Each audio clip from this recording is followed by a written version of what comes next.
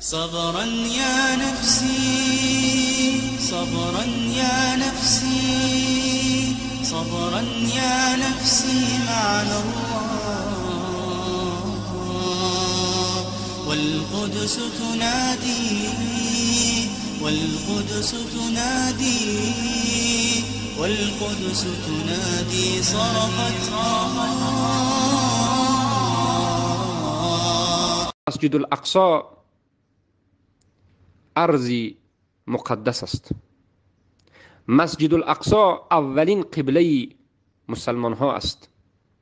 مسجد الاقصی این مکان است، این مسجد است که رسول الله صلی الله علیه و سلم به سوی او نماز خواندند و در درونش نماز خواندند.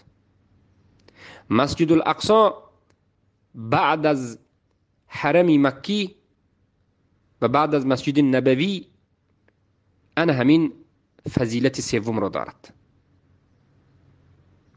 و در قلب هر یک مسلمان محبت این مسجد وجود دارد. ناممکن است که مسلمان باشد و محبت مسجد الاقصی در قلب او نباشد.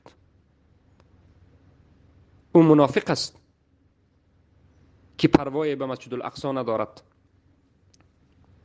پروای به این حوادث ندارد و محبت مسجد الاقصی را ندارد. ببینید پیامبر صلی الله علیه و سلم وقتی که نماز براشون فرض شد، این نمازها را به سوی کجا نگاه کرده می‌خواندند؟ قبلهشون کجا بود؟ مسجد الاقصی بود. پیامبر صلی الله علیه و سلم وقتی که به نزد الله سبحانه و تعالی بالا شدند، به آسمان ها برآمدند، به الله سبحانه و تعالی صحبت کردند، البته که به واسطه مسجد الاقصی. اسرا بعبده لیلا من المسجد الحرام الى المسجد الاقصی.